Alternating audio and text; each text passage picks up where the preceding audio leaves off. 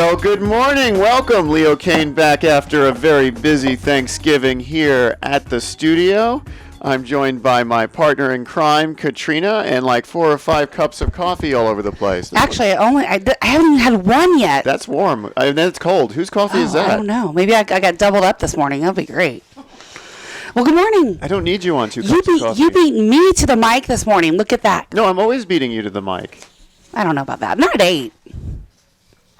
There's Adam. Adam Talley's walking into the studio. Oh, looky there. It's a Christmas miracle. Man, it's a good thing. It's a good thing this is not high school. All of you would be going to the dean right now, but Leo. Hey, now, that's not true. I was saved by the bell. Like, I walked right in. It's a Christmas miracle, and I've watched like 30 Hallmark movies, so I know all about that now. All right, let's dive into these numbers, shall we? I think we shall, because there is quite a bit of really goods in here. Are we dipping? Are we doing our December dip? Do what? Are we doing a December dip on new listings? No, I don't have anything live right now. I've got 5 that are right about the time to launch. They'll be live. I don't even know if I'll have any live this weekend. I have 0 active listings. Everything I have is under contract or sold. What about your open houses? I have 0 active listings. Everything I have is like it's signed listing agreements, but they're not on the market yet. What about the market as a whole? As opposed to your whole market, the market as a whole. Okay, well, let me put this in perspective for you, and that'll chime right into the numbers that we're going to talk about. I usually carry about 10 active listings at all time. In December, too? All the time. At least 10. Wow. Not including pendings, not including sold, not including ones that are already signed, getting ready to come on the market, like live, active in the MLS. 10. Oh, I thought you carried like 2 or 3, and the only reason why they were active is because you talk about them on Friday and you leave them open until Monday. Well, they do go quickly. Usually we have a process. We set them up to move along the process very quickly. It's painless for the seller, especially now in these times. Sellers really want to sell their home quickly. They don't want a lot of people in and out of their home. So it's really important that it's priced correctly. It'll be interesting to see how things go when the market does shift. I don't know when that's going to be.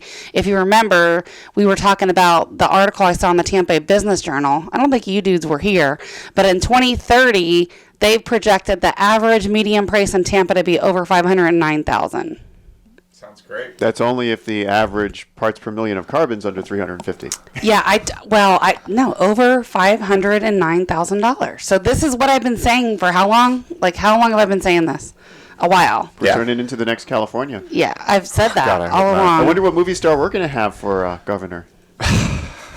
We'll stick to DeSantis. I think that's a good plan. No, we need a Ronald Reagan. We need an Arnold Schwarzenegger. We need a Jesse the Body Ventura. I'm just glad that we live in Florida and not California right now.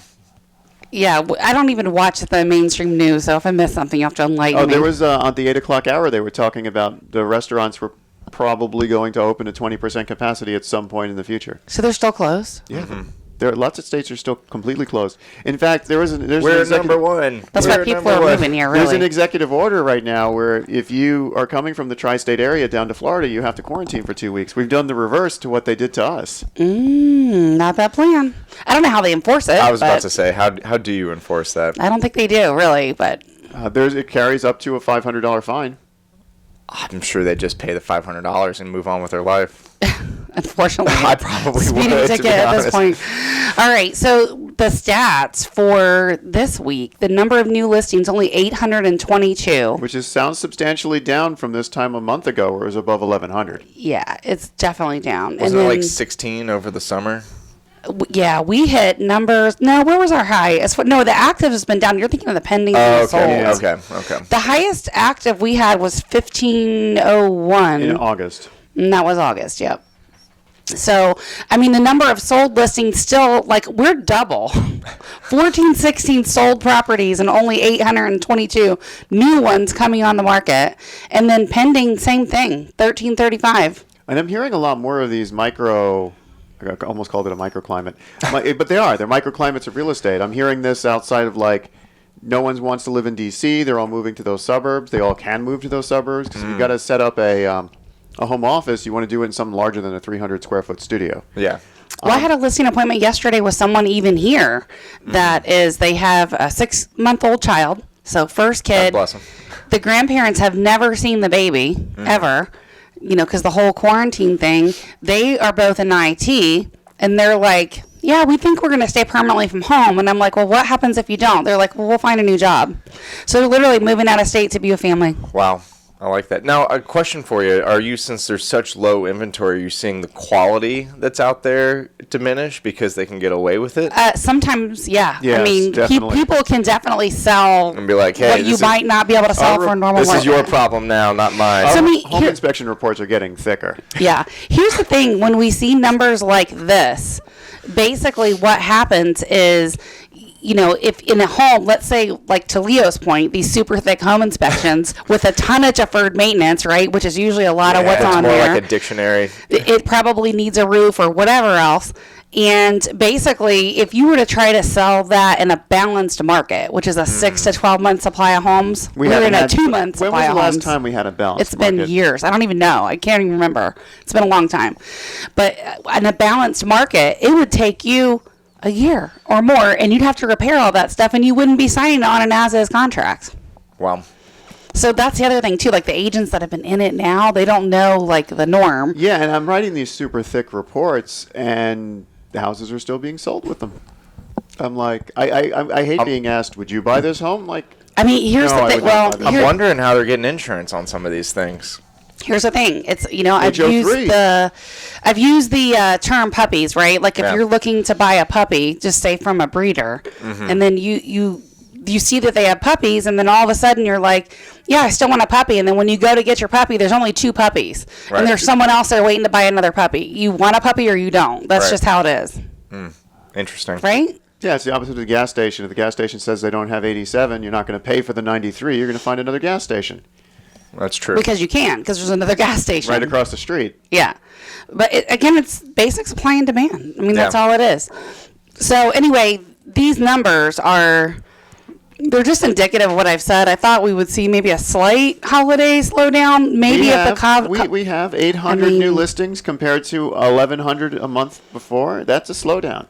Well, that's the new a- active listing. Now, I think we're going to see more in January because I've got several myself that are signed but not going live till January. So we'll see that normal influx. Is there a but specific strategy for that, or just they want to get past the holidays? Some of them just don't want to list in the holidays. Yeah. Some of them are signing right now, and they've got a list of some stuff to do. It's not a 5-minute thing. They're still working. They have all So, these Christmas lights up. It's all yeah. blinding. Plus, you have to think about that. Like, if we're taking a listing right now at this time of year, Right. unless we're planning to sell it in the next 30 days, I'm going to probably have them wait till January to launch that listing.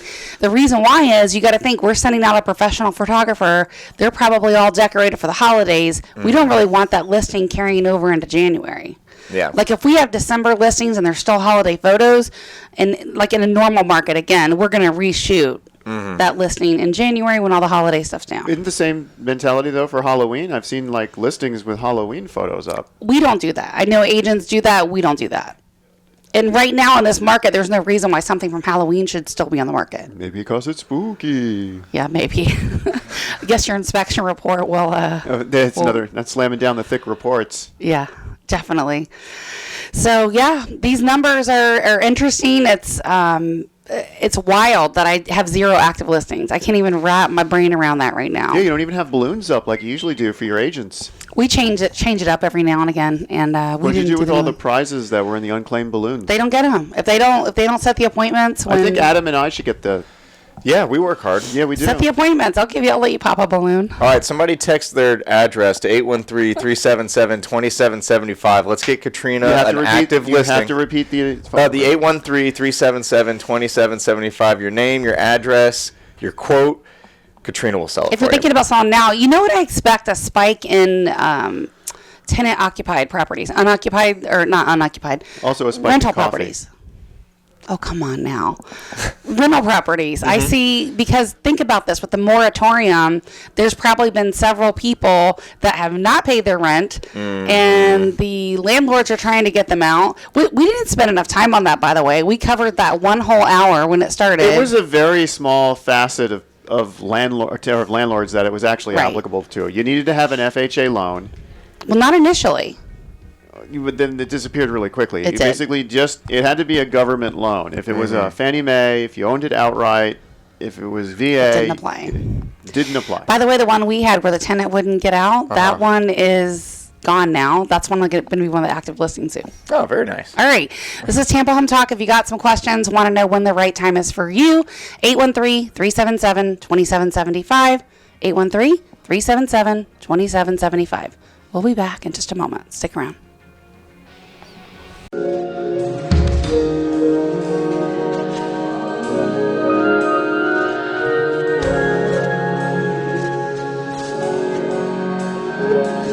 Well, good morning. Welcome back. Leo Kane here with Beryl Engineering and Inspection, joined by Adam Talley and Katrina and a guest. Yes, we have Miss Linda Fangold with Tampa Bay Elder Law and Estate Planning. She's actually been with us before, and it's been, we were trying to think how long. I think it's been at least 5 years since you've been in the studio with us. 7 even. Oh, wow. Yeah, We were in the old That's a studio long then. time. Yeah, it was Well, I was in Clearwater. Clearwater, yeah. That was my last station. I wasn't Wow. even at Beasley. Yeah, that was two studios ago. Pat, have I been 7 here? years ago. That's a long time. I was working at ASI back then. Pat, have I been here 4 years or 5 with Beasley? 5. Yeah, close to 5? 5. Yeah, so you're probably right, Linda. I Wow. think it's been 6 or 7.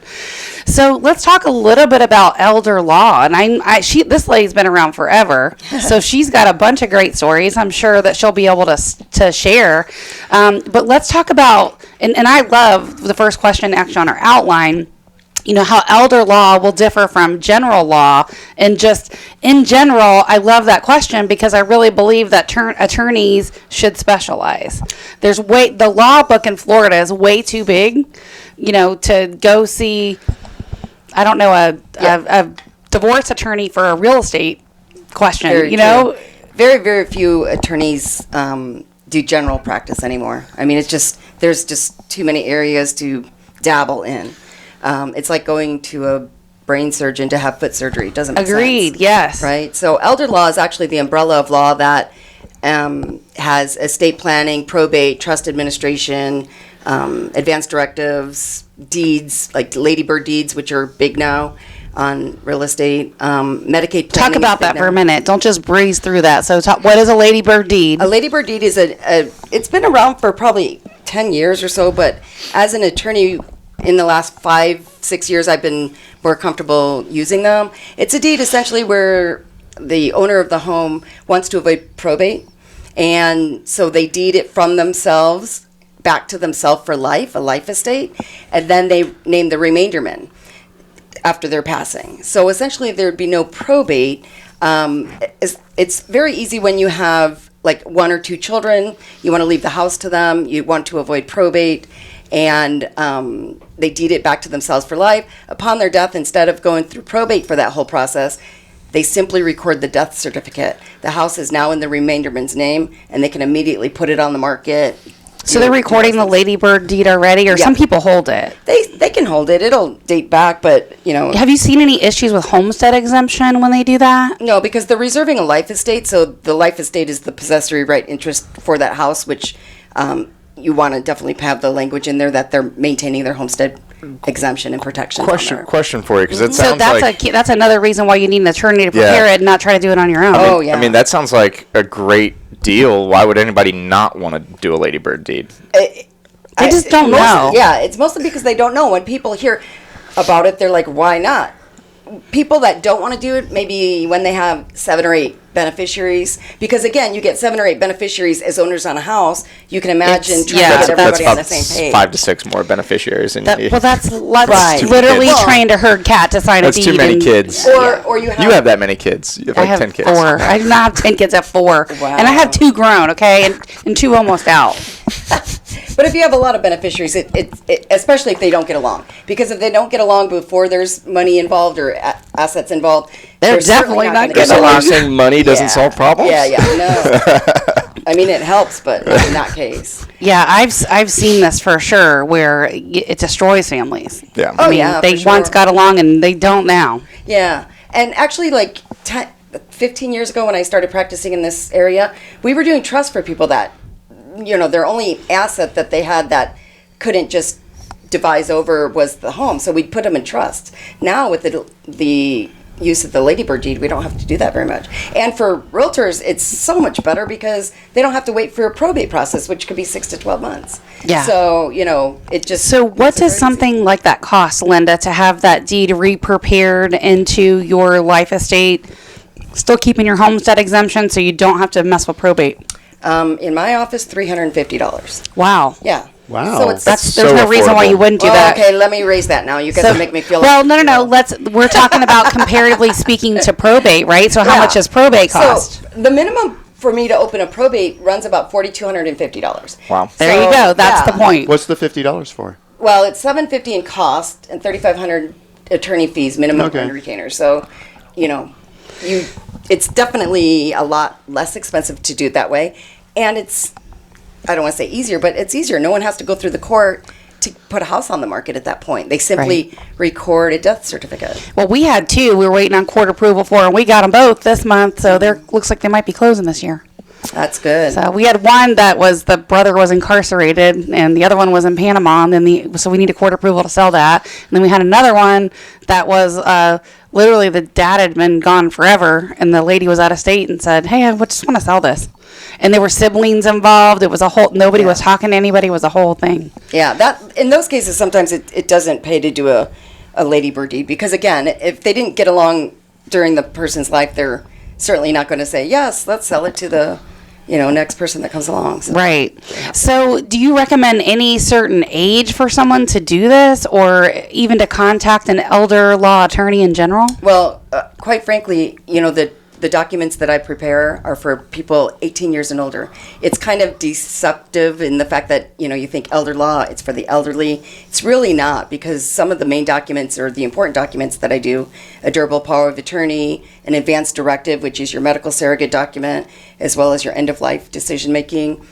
Everybody over the age of 18 should have that. So I really kind of, even when I'm speaking to groups and stuff, the parents that are sending their children away to college for the first time, those kids should have a power of attorney, because once they turn 18, their parents no longer have automatic rights to be making decisions for them. So if they become incapacitated for some reason, you want to make it as easy as possible for the parents to have rights to make medical decisions, legal and financial decisions. Now, what about when you think about medical decisions, just out of curiosity, because I just want to verify what I'm thinking is correct. If you're married, and let's say for some reason I go out and I get in an accident and now I'm on life support, right? And my husband and I have already talked about that, and he makes a decision to pull me off life support. He can do that, right? I as don't my like where this spouse? story's going. Yeah. I'm just Here's the thing, hypothetical.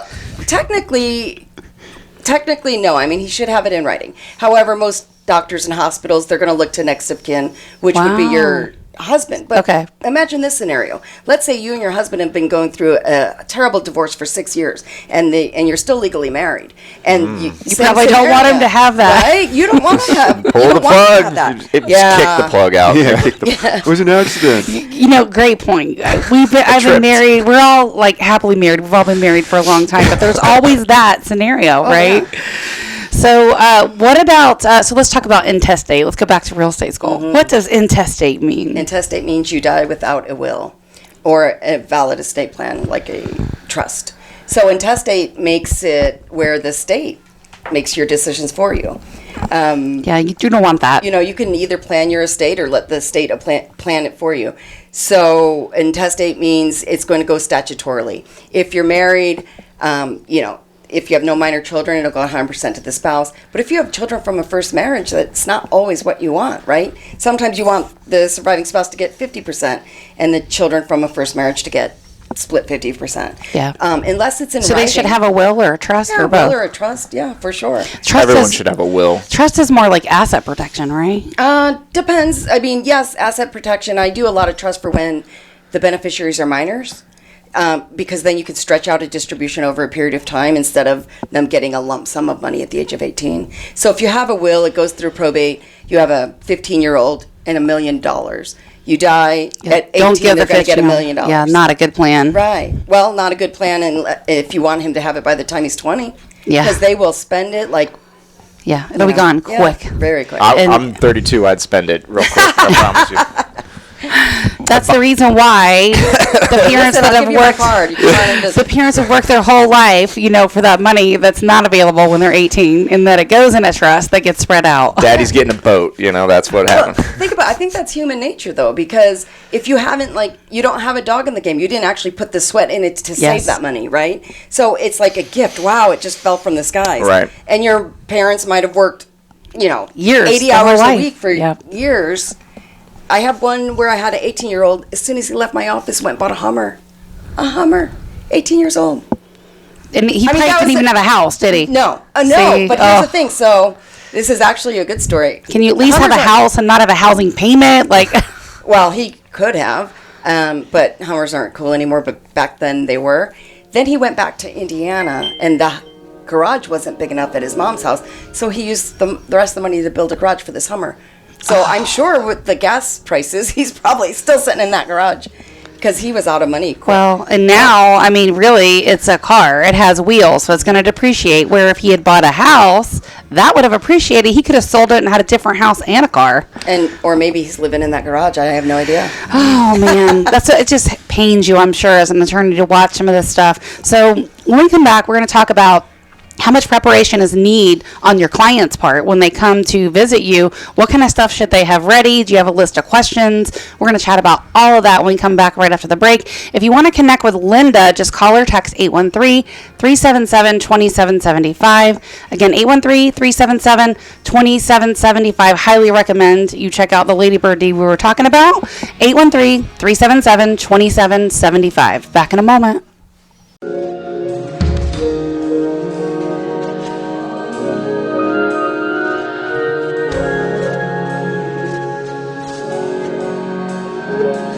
Welcome back to Tampa Home Talk. This is Adam Talley with Talley Insurance, joined by Katrina Madewell and Leo Kane, and today we're talking all about elder law with And estate planning. And estate planning with Linda, the elder law expert. Linda Van Gold. Yes, she's been, how long have you been practicing law? 15 years. Where's your office at? On Van Dyke Road and Okay. Lutz. Okay. Not far. Yeah. She's right down the road, pretty much. So let's talk about the part where the preparation, right? Especially with elder law. Mm-hmm. Do you ever get I'm sure you probably do, but how is it when you have the kids bringing in the parents going, yeah, they want to deed everything to me? So that's really difficult. It's a judgment call on my part. Normally I have the adult children stay in the lobby. I want to make sure that the parents know what they want, or I'm doing what they want, not what they're being Told to do. Coerced. Yeah, and even if I don't suspect it, you don't want to be questioned later. But Right. if all of the children are there, then different story. If they have 3 children and they're all there, my guard is not as high up. But you have 1 child there and 3 of them, not there. You have them stay in the lobby. Yeah. Do they all usually come and bring mom or dad to do it? Estate No, planning? we're not. Okay. Most people are in their 50s, 60s, so Okay. you're not. They're getting themselves to the When office, they're right? 80s and 90s, if it is a problem, when they say, "Oh, I have to have my daughter bring me," which is fine. Sometimes I offer to go to them.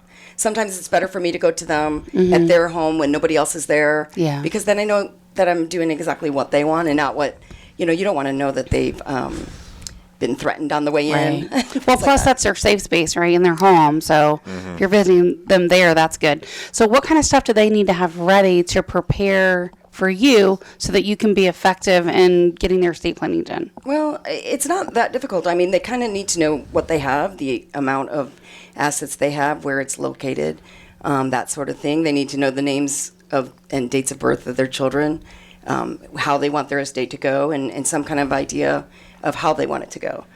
There are a lot of things that people do, or I advise them to do, outside of actual estate planning with an attorney to avoid probate, like designating payable on deaths at the bank, designating, Yeah. make sure your named beneficiaries are actually named on there, reviewing those every 3 or 5 years. That's a big one that just slips through that I think most people don't think about, the payable on death. It's free. You go to the bank, you tell them you want this account payable on death to my children, and that will be a priority over anything I do. So what the sad part is, as I told you, the minimum to open a probate is over $4,000. So you have mom that has $3,000 in a bank account. If it's only in her name without a payable on death, it's stuck there. It will go forever until it goes to unclaimed property. And even at that, to get it from unclaimed property, 7 years later, they're going to have to open probate. Wow. So, they have to walk away from things because you're certainly not going to spend $4,250 on a probate to get $3,000 back. Right. Bad ROI there, right? So, Yeah, assuming there's no property involved, right? yeah. Or they even have ladybird deeds. That would go outside of probate as well. And any bank accounts that are POD go outside of probate, or TOD for brokerage accounts where you transfer on death.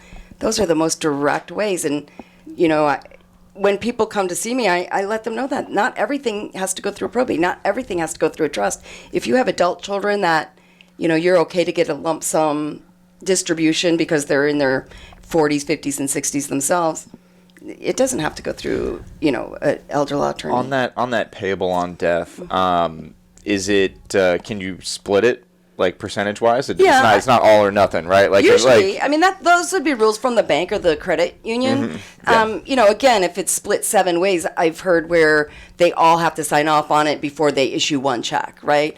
The bank would get weird about stuff like that. I would imagine.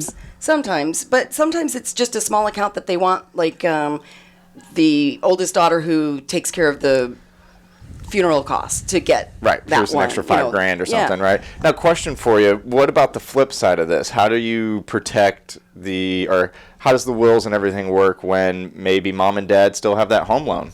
And now they die. What happens to the child? How is the debt dispersed at that point? It's still got to be paid off. Yeah, it's just like any mortgage on a house. They're inheriting the equity, so they sell the house, the lien is satisfied just like any traditional. So I think the biggest fight you get sometimes is like if you have multiple children, one wants to keep the house, the other ones want to sell it. Right. You got to get fair market value at that point, and they buy it for fair market value. Right. They could buy the others out. Yeah. And usually you find that they don't. They want to give their siblings pennies on the dollar, in which case you just sell it, and then everybody gets their third share or fourth share or whatever it is. Yeah. Interesting. It can be weird sometimes with siblings. Well, it can be weird with siblings. Nowadays, I see a lot of adult children living with their parents, like in their 30s, 40s, and 50s. Yeah, that is insane and to me. they've never left. So that's their home for all intents and purposes, but it's not legally their house. Yeah. And then you got the other sibling saying, well, they've been freeloading off of mom for like 18 years. Right. That's a great story. How does that work? Well, same thing. They're not Kick their entitled to it butts to the anymore. curb. Either that or the mom did a, trust or something that allowed that person to stay there for a life estate. It just depends. If mom was okay with that person staying there versus mom also saying, well, he lives in my basement, so I guess I got to keep him there. But they don't have any more entitlement to. Not me, that man. property. Mine's turning 18 next year. He's getting a suitcase for his birthday. We have no 30-year-olds living in the basement. Not that we have a basement, but You have a basement? No, we don't. You don't even want. Just being You silly. don't even want 19-year-olds living in your basement. You're Not ready. really. You're No, yeah. ready to get them out. I'm almost an empty 15-year-old nester. kind of pushing it. Yeah, you're not wrong. They should have been listening to your radio show. They'd have money for a house by now, right? Well, my 20-year-old's closing on her house next week. I know. It's Yeah. It's awesome. Wow. So, That's amazing. Yeah. Well, I mean, it's a really nice house too. It is. here's the thing: the older one, my 26-year-old, he did the same thing, moved straight out and bought a house. I guess that's what happens when your mom's been in the industry for 30 years. I think it's amazing that they're listening to the mom. It's all you ever know. So they, I can't get out of the know, house. If I get out of the house, she's on the radio. I can't escape. she's out of the, they're out of, I don't know. They listen. I mean, granted, what I would have picked for them would have been different. That's Right, the yeah. fight, but it's their, it's their Their fight. money, so right? I don't, It's their stuff. I don't get in there, but it's a great property and Beautiful house. It's in Weeki Wachee, but yeah, it's mermaids. Yeah, you it can works play with for the them. mermaids, right? It works for them. So let's go back to wills for a minute. Can we talk about some of the components that are in a will? What kind of things you need to address? Do you get times where people forget about assets when you're preparing a will? Well, yeah. Well, they generally know the extent of what their estate is worth. If you come in, they don't necessarily need to come in and say, I've got $50,000 at Bank of America and I've got $100,000 at Ameriprise. They just need to know, like, my estate is worth $250,000 or whatever it is, plus the house. Because a will is just going to direct generally by percentages. So, at the time they prepare the will, or I prepare the will, they might be worth $400,000. At the time of their death, they're worth $1 million. let's say, it's still going to go by percentages. So they Okay. don't have to list every asset. When you have a trust, though, we need to get all of the assets into the trust. So it's a little bit different. You're talking two different types of estate plans. But there's a difference. So typically, people with more money are going to have a trust, Maybe. right? For asset Maybe. protection? Well, no, not definitely. Isn't that? It's early Friday morning. You got this. Not necessarily, I because trip over my own words all the time. Don't worry. Just keep going. no, the thing is, I mean, people could have a lot of assets, but they have children that it's okay to get a lump sum, so they're just going to do direct beneficiaries from wherever their assets are. You know, What are you charging to prepare a will? a will, $350 for a will, power of attorney, and advance directive. So it's a package. However, if you pull those out separately, it's going to be like $800, because I think the advance directive and the power of attorney are super important. That I don't even like to do a will without doing the supporting documents, even though they're not really supporting. So what happens when, I mean, you're great. It was a great example you gave earlier. A state worth 400, now it's worth $1 million. So the will kind of divvies it up. But what happens if maybe they did that when the kids were little? Now they get older, and let's say they got the one kid, right, that was living in the basement, and now he's out and he's making bad choices or whatever, and they just don't want to give that irresponsible kid money. What's the best way to deal with that? Well, that would be a trust. I mean, the thing is with the trust, it's like a glorified will, except you're able to stretch out. It's like a distribute glorified what? Will. Oh, okay. So you're able to stretch out the money, or, you know, we have beneficiaries that have drug or alcohol problems or special needs and things like that. So we write provisions into it to account for that. That's why people have a trust these days, not so much for asset protection, because the general revocable living trust, you have access to it, your creditors will have access to it as well. So we're not hiding money, we're not putting it into irrevocable trusts. This is just regular estate planning, and it's generally for making provisions for minor children or children with issues. What provisions do you put in there? Like, can you put different provisions, like they have to use the money to buy a house, Yeah. or Well, they can't go buy a Hummer? Like, can you put can't any go of buy that in a there? Hummer. You can. I mean, Can't go buy a what I've Hummer. been writing lately is that they'll allow money for down payment of the house, but the child has to match it.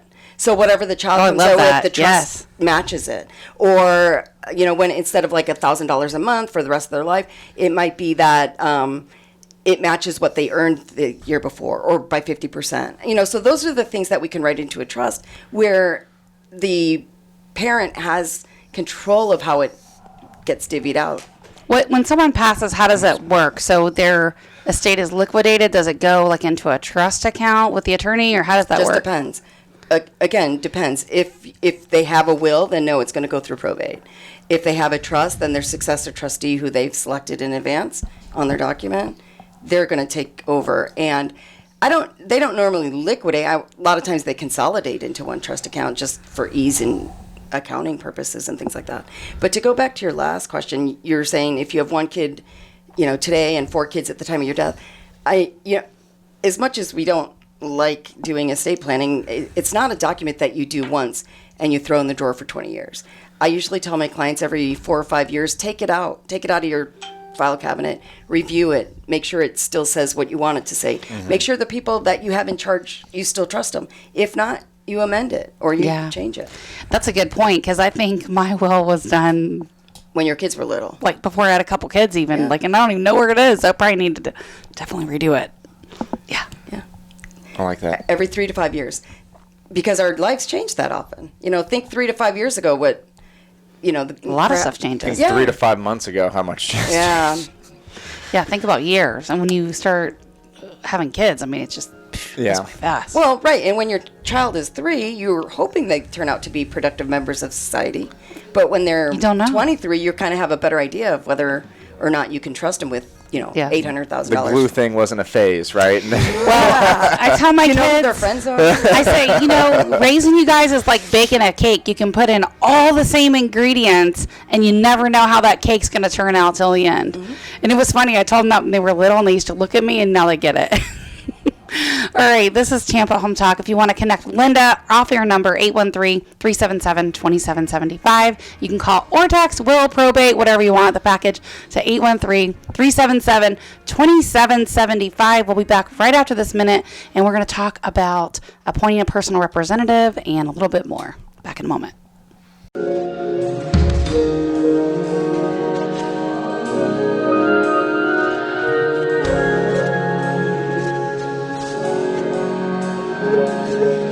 good morning. Welcome back. Leo Kane here. I can't believe the first hour is I say that every time when I come back. It's been a good show, We really. didn't even get an insurance tip yet, so I guess I'm going to have to Yeah, hang you do around. that now. Yeah, can you do that now? Well, we were going to talk about condos at the beach, remember? Because you had Oh, that yeah. one. You should save that. Okay, You should save we'll that. save that. We one. talk about condos at the beach in a Well, we had different something. country? We had something. Yeah, we can. But we had a scenario come up, so we were chatting about that. Yeah, That's yeah. gonna be his tip. Okay. Do you want to do that now or later? No, let's wait. Okay, we'll Just wait. need on a little that. more time Yeah, on that. We'll tease on that one. So, all right. So let's talk a little bit more about appointing the personal representative. What does that mean? How should somebody choose? What advice and tips do you have for our listeners? Most people are selecting their own children as personal representative or somebody they trust within their circle. So you got 4 kids. How do you know which one to pick? The most responsible, the one that's most organized.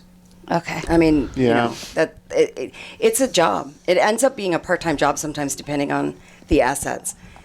They do get a little bit more. I mean, the personal representative's entitled to up to 3%.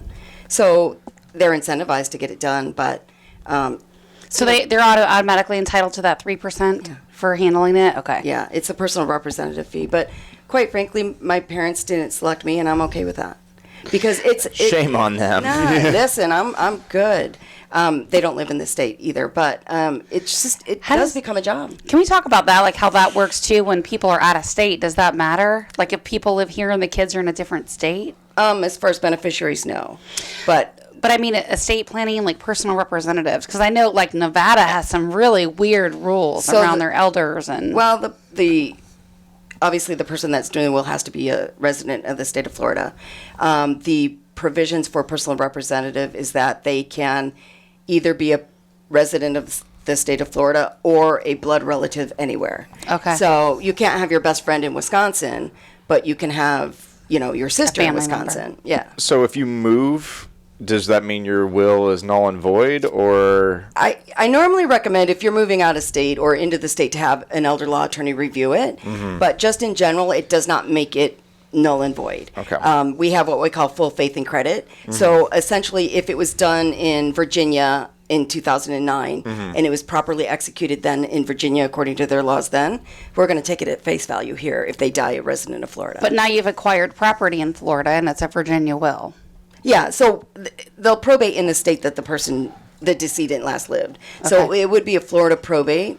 But I'm saying, what if they had the will done? They lived in Virginia. Now they moved here and they bought a property, but that they didn't update the will. You don't have to update the will whenever you're buying property because, again, your will is just going to direct things by percentage generally. I mean, Does that still have to probate? yes. Yeah, it right? does. Any will is going to Yeah. probate. That's the big myth. Everybody thinks if I get a will, I'm going to probate. that's you're right, and I'm glad I mentioned that because people do think that when you have a will, you don't need probate, but you do. You So do. the only way to avoid the probate is to do the ladybird deeds, or a right? trust. Or a trust. Yeah. Or a trust or to die with nothing at all. Then you avoid probate, right? That would answer that. Do you have people that try to do that, that just try to give everything away before they die? Sure. Okay. It depends. It depends on the beneficiaries, right? If you have one beneficiary, I see people, deeding things to their one child, or adding them to the bank account or doing POD. Can the other children contest that? Always. You They can do, contest yeah. anything, right? I guess you could, yeah. We're a litigious society. We But can just asking. How many so, yeah. attorney commercials do you see every time you try to So do how does that usually work out though? When the parents specifically done a will, they've left it to one child. There's 3 kids, and now the other ones are contesting it. So I always suggest if you're going to do something like that, use an attorney. Because when you use an attorney, the attorney's going to talk to mom before she dies, make sure she's got mental capacity, testamentary capacity. And then if we suspect there might be challenging to what she's done afterwards, I even sometimes send them back to their doctor to get a capacity letter, signed by their doctor. And that's saved a few times because, again, it could very well be mom wanting everything to go to the first child. But if they're older and you suspect anything, you're going to have them get a capacity letter just in case, right? Yeah, if there's only one child, no, right? Because No, I mean But- in but if- my example, 3 Yeah. kids, they leave everything to good one. idea. it's a good idea, because once you have that capacity letter, now they're going to question the integrity of the attorney that put a document in front of them Right. that they were able to sign or not. So Now, doesn't that have merit, though, that if you have notes on your conversation with the person that you met with, now they passed away and you're going in front of a judge because the other two are challenging it? Mm-hmm. But that would... I've been questioned. Yeah, I've been a witness on cases like that before. And that's what they ask. You know, they ask what my opinion was when they sign their document. Because we make judgment calls every day as to people's capacity. Sometimes I think they're totally fine. But if I question, like, oh, the sister's going to question it later, then I'll just send them to their doctor, have them come back a week later or whatever it is with the letter from the doctor. That's usually keeps my hands clean. How's that usually work out? Like in the one, if you've had any like that, where the judge, it goes back in front of the judge, they've left it all in one. Maybe they didn't get a capacity letter, but the other ones are challenging it. How do those usually work out? It's all depends on the facts of that case. Got it. So yeah, a capacity letter is going to be your, I don't want to say end all be all, but it's certainly going to help, especially if that doctor's been their doctor for a while. Is there right? a certain age where that would come more into play? No, because I have like 98-year-olds that are sharp as a tack. Yeah.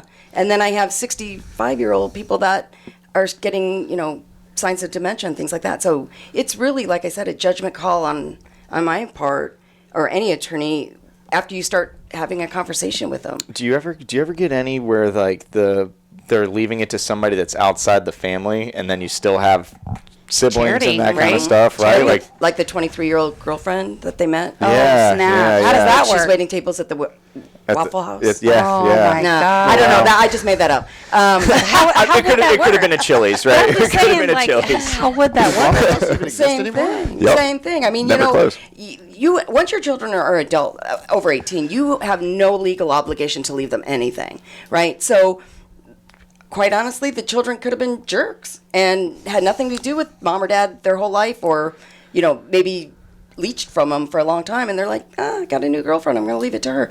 Again, if it's questionable, if I suspect there might be litigation, get a capacity letter. And then Yeah, it takes you off the hook.